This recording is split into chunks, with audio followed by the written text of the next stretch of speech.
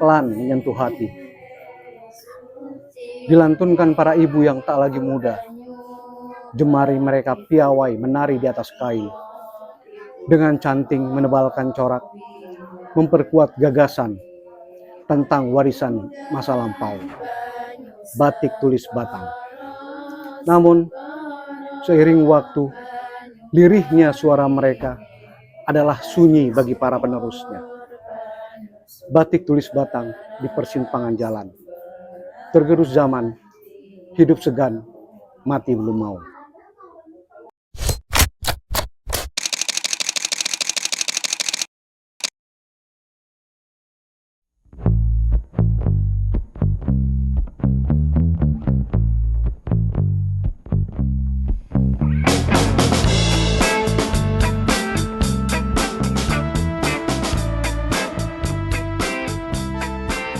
Batik Rifayah yang berasal dari Kabupaten Batang termasuk dalam warisan budaya Indonesia yang diakui oleh UNESCO.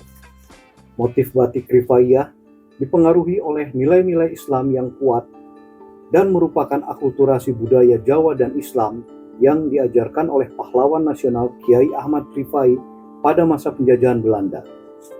Salah satu bentuk gerakan Rifaiyah yang merupakan reformasi keagamaan bertujuan untuk mengembalikan amalan Islam pada sumber aslinya, yaitu Quran dan hadis. Di dalam ajaran Islam, tidak diperkenankan untuk menggambar makhluk hidup. Oleh karena itu, para pembatik di Kabupaten Batang memilih untuk menggambar motif flora, geometris, dan meniadakan gambar kepala makhluk hidup seperti hewan pada batiknya. Dengan cara itu, para pembatik Batang tidak kehilangan nilai estetika sebagai sebuah karya seni tanpa meninggalkan syariat Islam. Batik Rifaiyah menjadi salah satu alternatif mata pencaharian dan cara membuka diri para perempuan pembatik dengan dunia luar.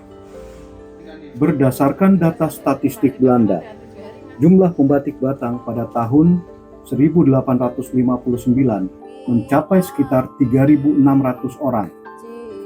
Namun, seiring dengan kemajuan teknologi dan modernisasi, minat generasi muda terhadap batik menurun. Mereka lebih memilih untuk bekerja di pabrik karena dianggap lebih menghasilkan dari sisi ekonomi. Saat ini, warisan budaya batik Batang atau batik Rifaiyah terancam punah karena hanya menyisakan sedikit pembatik. Tercatat, hanya tersisa 2 orang pembatik lansia pembuat batik Sogan Batangan, 2 orang pembatik lansia pembuat batik Masin, dan sekitar 30 orang pembatik aktif batik Rifaiyah yang berusia rata-rata 40 hingga 60 tahun. Bila tidak terjadi regenerasi hingga 10-20 tahun ke depan, dikhawatirkan batik Batang akan punah. Umriah, atau yang lebih akrab dipanggil Mak Si adalah salah satu penjaga warisan batik Batang berusia 86 tahun yang masih aktif berkarya. Jemarinya masih lihai membentuk pola dengan canting. Sorot matanya masih tajam saat menggambar di atas kain. Mbak Sium ya? Nggih. Mbak Sium niku batik kan umur pinten, Mbak? Umur 10 wis gamane kaya nenek aku, kayane wong sik bocah nemen wae penae wae. Kaya ya batik ya dolan wis kowe totok mung. Sinten sing ngajari batik biyen, Mbak? Si mak-make kula batik terus jaman seni niku. Mbah alasane Mbah seneng batik niku napa, Mbah?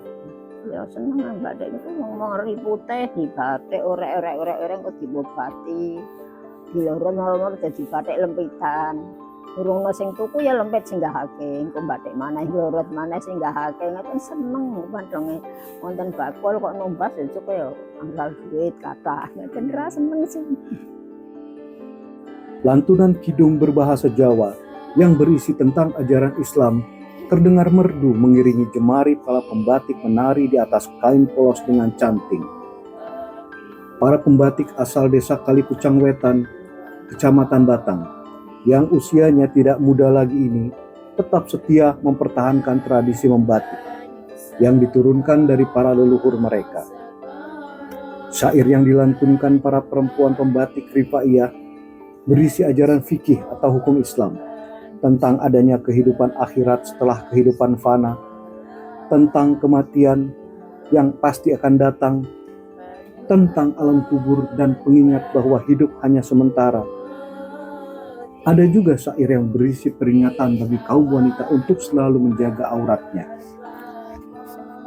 Keresahan akan punahnya batik Batang mendorong Miftahuddin atau lebih akrab dipanggil Mbak Utin mendirikan kelompok usaha bersama Tunas Cahaya. Dia mengumpulkan perajin batik tulis Batang yang terbiasa bekerja sendiri-sendiri di rumah. Biasanya, hasil karya mereka hanya diwariskan kepada anak-anaknya, atau jika dijual pun dihargai dengan harga yang sangat murah. Sebelum pandemi COVID-19, KUB Tunas Cahaya berhasil mempersatukan sekitar 20-an pembatik khas batik tulis Batang Rifaiyah. Namun saat ini, hanya tersisa 7 pembatik saja.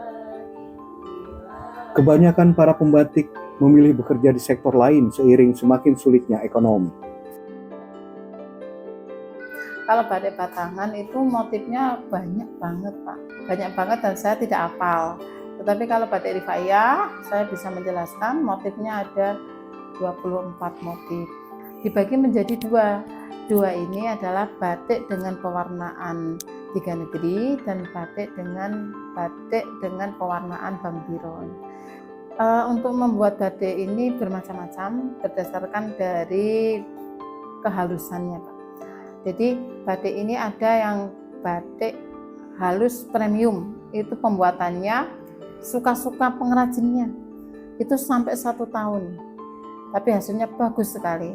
Kemudian ada yang level kedua, itu batik dengan motif sama, kehalusannya lumayan bagus, itu rata-rata dibikin 4 bulan sampai 6 bulan. Ada lagi batik yang level ketiga, itu batik yang biasa namanya.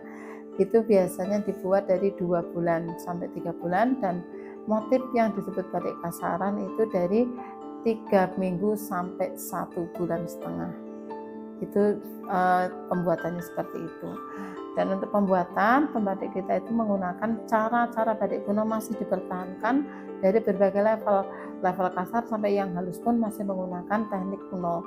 Dari pengetelan sampai lorot semuanya dibikin manual, membatik dengan posisi 2 sisi, kemudian pewarnaannya buka tutup dan kita menggunakan pewarnaan naptol. Kenapa naptol? Naptol adalah bahan sintetis yang menurut kami dan sudah dibuktikan itu pewarna yang tidak mengalami lunturnya sangat sedikit, sehingga batik kita sampai berusia berpuluh-puluh tahun masih tetap bagus. Apa benar batik Batang ini diambang kepunahan? Ya, itu sangat benar, sangat betul, karena untuk batik batangan ya, yang batangan itu tinggal 2 orang, sudah sepuh. Apa sekarang sudah nggak ada ya? Kemudian batik Rifaiyah itu juga semakin lama semakin tidak diminati oleh anak muda untuk bekerja di bidang ini, karena anak-anak muda lebih suka bekerja dengan penghasilan yang lebih cepat terukur, karena batik itu memerlukan proses yang lama dan penghasilannya juga tidak bisa ditentukan, maka tidak banyak yang berminat. Harapannya karena kita sudah cukup dikenal, pemerintah juga menggandeng dengan baik, kita cuman hari ini PR-nya adalah bagaimana caranya anak muda ikut serta melestarikan batik ini. Jadi kita harus punya komunikasi yang baik dengan anak muda, memberitahu bahwa ini adalah batik adalah warisan leluhur yang harus kita selamatkan. Kemudian dengan para pemangku jabatan kita juga bersinergi agar semuanya menyupport batik ini agar tidak punah. Batik tulis biasanya memiliki 4 tingkatan umum, yaitu biasa, sedengan, halusan, dan premium. Sayangnya, harga keekonomian batik tulis Batang berbanding terbalik dengan biaya produksi dan proses pengerjaannya yang lama. Misalnya, untuk 1 kain batik tulis Batang premium, setidaknya dibutuhkan waktu antara 1 tahun hingga 2 tahun pengerjaan dengan biaya modal di atas 700.000. tidak termasuk waktu, tenaga, pikiran, dan cinta yang dicurahkan untuk sebuah kain batik tersebut. Untuk halusan, umumnya membutuhkan waktu 6 bulan hingga 1 tahun. Untuk sedengan, biasanya diselesaikan dalam waktu 3 hingga 6 bulan. Untuk biasa, jika konsisten bisa diselesaikan dalam waktu 1 bulan saja. Di masa lalu, pembeli bisa mendapatkan satu batik tulis batang kualitas biasa di harga 700 ribuan. Dengan belanja modal 500 ribuan, tentu ini jauh dari nilai keekonomian, di mana waktu, tenaga, pikiran, bahkan cinta tidak dihitung sama sekali. Harapannya, harga batik tulis batang bisa mencapai 5 juta rupiah ke atas untuk yang premium, tergantung pada kerumitan motif dan proses pengerjaannya. Sedangkan halusan diharapkan berada di harga 4 jutaan. Untuk yang sedengan bisa di angka 2,5 jutaan, dan yang biasa bisa mencapai 1,2 jutaan. Batik batang bukanlah produk industri massal, melainkan karya seni yang mewakili kekayaan budaya dan sejarah Indonesia. Jujur agak lesu Mas untuk batik Rifaiah. Mungkin banyak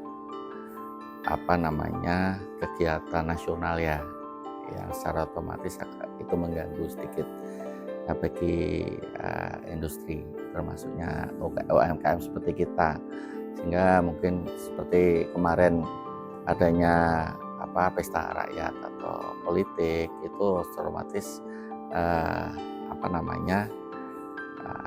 pemasarannya agak berkurang, mungkin seperti itu Mas. Upayanya dari kita selalu menyampaikan informasi Mas secara umum, relasi kita di Jakarta atau di kota besar lainnya. Kita selalu diskusi dengan teman-teman bagaimana kita bisa mengenalkan ini batik yang luar biasa seperti batik Rifaiah itu sendiri yang belum banyak dikenal orang. Sehingga khususnya ini kalau di Batang sendiri, setiap kita nanti diskusi dengan pemerintah daerah, bagaimana seluruh masyarakat itu tahu persis apa itu batik Rifaiah itu di tingkat lokal sendiri. Mungkin kita sampai saat ini memang dari teman-teman di Rifaiah apakah sudah aktif dari sisi informasi online-nya, itu dibantu juga dari pemerintah daerah, didorong oleh pemerintah daerah. Tapi memang secara nasional mungkin belum begitu banyak yang kenal ya. Berbeda dengan batik Madura misalnya, mereka orang tahu itu batik Madura, tetapi batik Rifaiah itu sendiri memang belum banyak dikenal secara tingkat nasional, mungkin itu. Kalau harga ringnya di kisaran itu di atas harga sekitar antara 2 sampai 3 juta. Nah, tetapi ada juga yang di bawah 1 juta yang batiknya tidak terlalu full gitu. Harapan kami itu kami selalu berupaya untuk bisa mengenalkan, memasarkan, membranding, menginformasikan kepada seluruh lapisan masyarakat, baik nasional ataupun lokal. Harapan saya itu ada dukungan Mas, itu ada dukungan melalui promosi dari media massa. Yang pertama itu, yang kedua itu ada dukungan dari pemerintah atau stakeholder terkait dengan informasi melalui digital. Dengan anak-anak muda sekarang tuh banyak penjualan online, informasi online, itu dari situ mungkin lebih banyak dikenal orang gitu loh. Nah di situ butuh dukungan gitu, karena memang keterbatasan sumber daya kita, bahwa itu butuh inovasi konten kreator, terus harus selalu update informasi agar tidak ketinggalan. Nah itu yang belum maksimal dari sisi itu. Mungkin melalui banyak dukungan itu sehingga kita bisa memviralkan melalui online atau informasi media itu sendiri, Mas. Melihat kondisi seperti ini, para pemerhati, pewaris, dan pecinta budaya batik tulis Batang tidak mau berdiam diri. Ragam upaya dilakukan, salah satu di antaranya dengan memasukkan batik sebagai bagian dalam pelajaran tata busana di SMKN 1 Warung Asem. Selain desain dan produksi busana secara modern, SMKN 1 Warung Asem akan mengusulkan kurikulum baru pada semester depan, agar para pelajar dapat belajar langsung pada ibu asuh, yaitu perajin batik tulis Batang. Pemerhati dan pejuang batik tulis Batang, yang juga Direktur Institut Pluralisme Indonesia atau IPI, William Kwan, hadir secara berkala untuk memberikan pelatihan motif, pengenalan warna motif, pengenalan batik Bhinneka Tunggal Ika yang memadukan batik tulis Batang dengan batik tulis Jambi, hingga model pembelajaran dalam industri pakaian. Ya, batik Batang itu salah satu batik Indonesia yang dibuat di Kabupaten Batang, Jawa Tengah. Mungkin tidak banyak masyarakat Indonesia yang mengetahui tentang keberadaan batik Batang ini. Tapi berdasarkan studi kami memperkirakan batik Batang itu sudah ada pada tahun 1600-an. Nah, buktinya apa? Buktinya adalah istilah batik itu baru muncul pada masa pemerintahan Sultan Agung. Kalau untuk batik Batang, secara umum itu kurang dikenal, secara umum ya oleh masyarakat luar ya. Bahkan masyarakat Batang sendiri itu kurang mengenal, saking banyaknya jenis batiknya di sini ini ya. Jadi ciri khas batik Batang ini agak beda dengan daerah lain. Kalau daerah lain umumnya satu daerah itu punya satu atau sedikit ciri khas sehingga mudah sekali dikenal. Tapi kalau di Batang itu beda sekali. Saya mengatakan di Batang ini itu keragamannya luar biasa tinggi. Jadi tiap kampung atau tiap desa yang ada pembatiknya itu mengembangkan desain batik itu yang berbeda-beda, punya ciri khas ya. Jadi kayak kita bilang batik batik Sogan, ada juga batik pesisirannya. Literasinya sendiri, informasi yang terkait dengan batik Batang itu harus dikumpulkan, kemudian disebarluaskan ya melalui media komunikasi yang ada saat ini ya, termasuk media komunikasi digital ya, sosmed dan seterusnya. Nah, itu perlu ada semacam studi untuk melakukan pemetaan tentang batik Batang berdasarkan sejarah perkembangan, berdasarkan asal daerahnya ya, berdasarkan fungsinya segala macam, itu harus dilakukan studi. Kemudian nanti dikemas itu untuk menjadi publikasi, menjadi konten, dan yang paling penting itu akan nantinya perlu dikembangkan ke arah kurikulum sekolah. Makanya yang kita lakukan saat ini itu kerjasama dengan SLTA, itu sebenarnya merupakan rintisan untuk menjadikan batik Batang itu bagian dari pembelajaran di anak-anak sekolah gitu ya. Nah, kemudian yang lainnya yang dilakukan itu adalah kita kemudian memeriksa tentang strategi pengembangan budaya dan industrinya sendiri. Hal ini juga dibantu dukungan Konsorsium Pengusaha Peduli Sekolah Vokasi Indonesia yang memberikan bantuan dengan proyek Teaching Factory atau TEVA. Di gedung TEVA ini, karya-karya batik hadir dari tangan-tangan generasi muda Batang. Ada sebuah catwalk yang dilengkapi 8 lampu sorot yang menjadi ajang penampilan para siswi SMKN 1 Warung Asem untuk menunjukkan karya-karya batik mereka. Selama setahun terakhir, para siswa SMK Negeri 1 Warung Asem tidak hanya belajar teori dan asal-usul batik, tetapi mereka juga diajari cara membatik dengan canting, mewarnai batik, mendesain, menjahit, memamerkan, hingga cara memasarkan hasil karyanya. Saat ini, ada 106 siswa kelas 11 SMK Negeri 1 Warung Asem yang ikut pelatihan membatik. Pada awalnya, hanya tercatat 3 orang yang mengikuti pelatihan. Dengan naiknya minat siswa untuk mengikuti pelatihan batik, diharapkan bisa menyelamatkan batik rifaiyah dari kepunahan dan meningkatkan kecintaan mereka akan warisan budaya yang tak ternilai harganya. Keberlangsungan batik rifaiyah ada di tangan generasi muda. Langkah-langkah yang mendukung seperti promosi, rebranding, inovasi, dan partisipasi aktif generasi muda menjadi kunci untuk menyelamatkan ikon penting Kabupaten Batang.